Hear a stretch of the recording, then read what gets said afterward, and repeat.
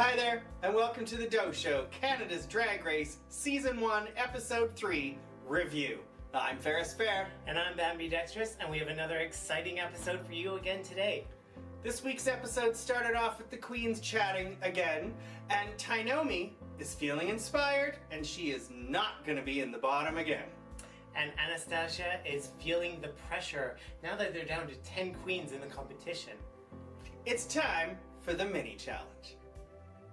Entering the workroom was Jeffrey Boyer-Chapman and squirrel friend Tracy Melchor. Now they were in charge of administering this week's mini challenge, which was to deliver a morning TV presentation, Canada Gay-AM. I, of course, being the older of the two of us, actually remember Canada AM, so I thought that was kind of a cute throwback. The actual contest I thought was really well done by all of them. The entire point was to read off a teleprompter in 3 official Canadian languages: English, French, and Draglish. Insert tongue pop here, I can't do one. I thought it was neat that all the queens had to struggle a little bit. The English queens definitely struggled on the French, which was very funny to see, and the French queens did pretty good on the English, so I thought it was nice to definitely give them a bit of an advantage for once.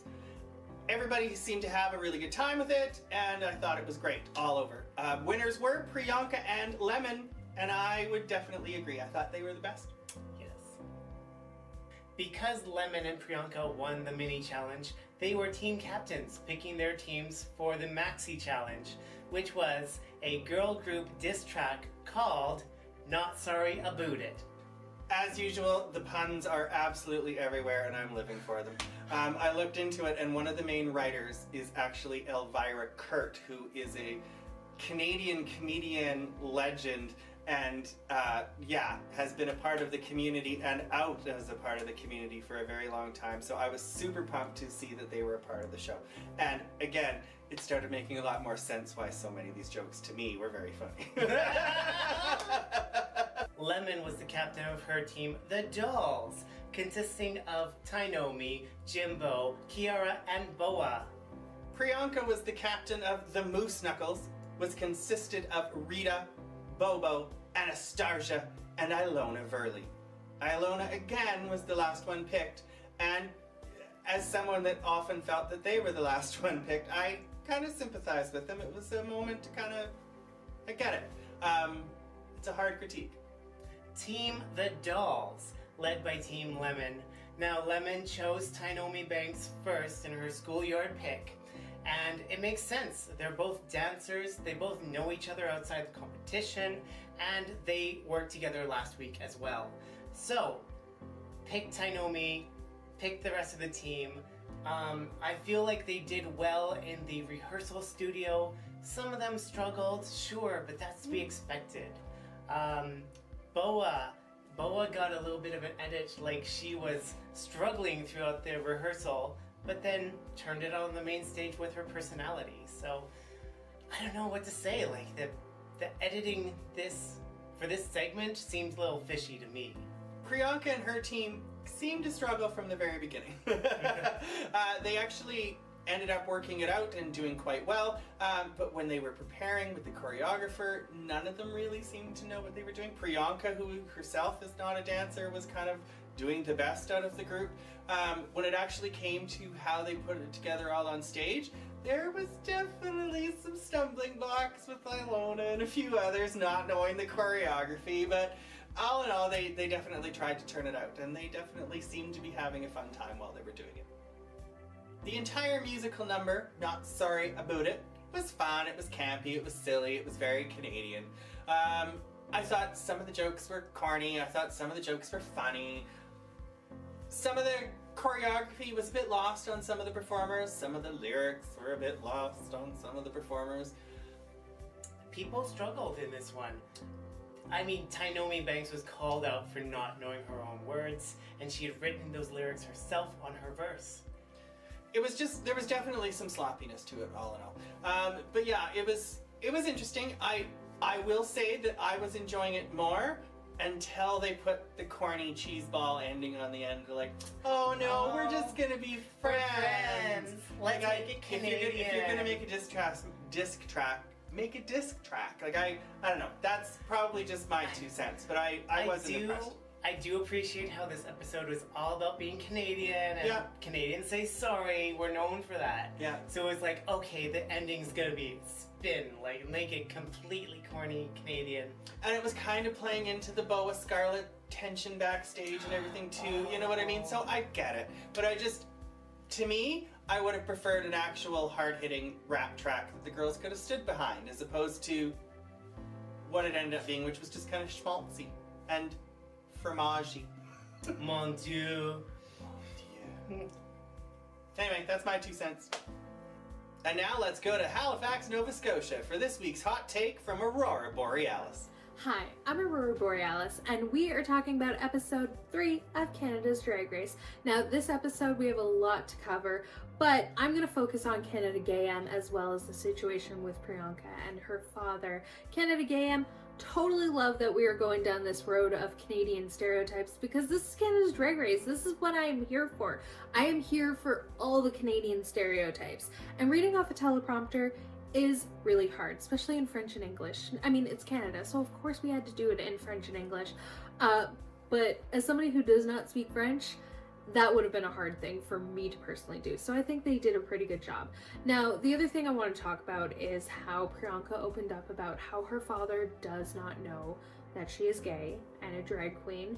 And her mother knows, which is awesome. Her mother really supports her, but it's really just a secret with not telling her father because she's afraid that her father is going to essentially disown her and, say horrible things. And this is something that is pretty serious in our community. Many of us have feared that outcome. Many of us have also actually had that happen to us. So I really feel for her, and I hope that it's a happy ending in the end. That's all I gotta say. Thank you so much, Aurora. This week's runway challenge was Quebecy with the good hair, and each of the contestants had their own take on this look. Kiara came out with a disc "oh no she better don't" look on the runway. Jimbo this week was a little less scary and a little more hairy with their bondage Barbie wig extravaganza. Up next, Tainomi came out in a look that can only be described as terrible. Boa arrived with a look that to me said, Harvey's hairy bush. And Lemon showed how the lemon doesn't fall far from the tree with a haute couture tree hair look. Priyanka Brady bunched her hair up into a unique ensemble. Anastasia gave us a 2-for-1 look, but I'm not convinced gave us our money's worth. Rita Baga's wig weighed in at a whopping 15 pounds, but unfortunately the rest of the outfit came up a little light. Circus performer Scarlett Bobo always wanted her name up in lights, but I'm worried it's gone to her head. Ilona Verley, powder blue poodle perfection. After the runway, only 3 out of the 10 remaining queens were sent to the safe zone at the back of the stage. Yes, Lemon, Rita, and Jimbo were safe this week. This week's head judge Stacey McKenzie, as well as fabulous singer Deborah Cox, not Laverne Cox, critiqued the remaining 7 contestants.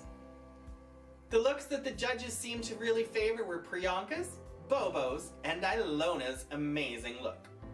Yes, Ilona's look was so strong, they actually saved her from being in the bottom, I think. I think so too. And speaking of the bottom, the judges were not as keen about Kiara, Anastasia, and Tainomi's looks. And Boa landed somewhere in the middle. Wasn't in the top, wasn't in the bottom, but was still kept around for the critiques because they wanted to maybe discuss Boa a little bit more. It was confusing. Yeah, it seemed to me like they just kind of wanted to give her some extra airtime, whereas opposed to me, it was obviously a safe and probably would have gone to the back. And I'm just so used to the standard 3 in the top, 3 in the bottom kind of thing. It seemed confusing to me that there was 7 in that line. Yes, like if it was us on that judging panel, we probably would have made Boa safe because that's how we feel she was. but I feel like they wanted to discuss her some more. In the end, it was decided that Priyanka was the winner of this week's challenge after being called out by Brooklyn for stealing her look on the runway. It really was a cute look, so congratulations to Priyanka on a very deserved win. Well-deserved win. And now let's go to Edmonton, Alberta to hear from Indecisive. Hey there, it's the one and only Indecisive talking about episode 3 of Canada's Drag Race. The mini challenge was hilarious. They're doing really well with the mini challenges, doing lots of fun different challenges, and I'm excited to see what they're gonna do every week. And now the main challenge I again thought was a really good challenge. We love a rap challenge, and they had a fun twist of, you know, reading your opposing team. So I thought a lot of the girls did really well. I thought Priyanka especially did really well. Really fun, high energy, and the runway looked amazing. I love the orange and blue. Go Oilers. I also thought that Scarlett Boboa looked amazing, and I'm really excited to see what they're gonna do, because I love that really fun, clowny, gothy, fun vibe from her. So I'm really excited what they will keep on doing, and I hope that we can see some more fun challenges. Thanks, Indecisive. Yeah, this week's bottom 2 was Anastasia and Tainomi. And yeah, they are good friends, and so I'm sure it was extra hard for them.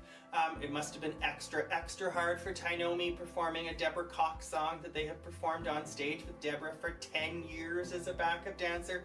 There was a lot of pressure on that stage tonight, and honestly, they both turned it out. They both did amazing performances, and But different performances. Yes, very much so. Anastasia was very much herself, the pageant princess, standing up there and performing a song. Whereas Tainomi went with a little bit more dance choreography to that song.